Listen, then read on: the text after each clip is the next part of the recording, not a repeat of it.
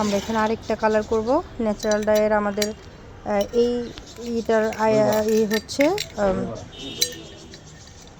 দই গোটা, এটা দিয়ে আমরা কালার করবো। এখন দেখবো কালারটা কেমন আসে কাপড়ে।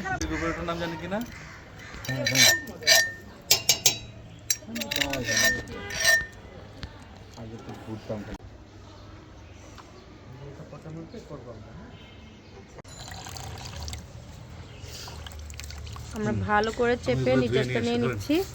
এখন আমরা এটার মধ্যে রেডি করে রেখেছিলাম যে কাপড়টা, এটা দিয়ে দিব। এই যে ওয়াও, কালারটা কি দারুণ লাগতেছে, দেখো দেখো।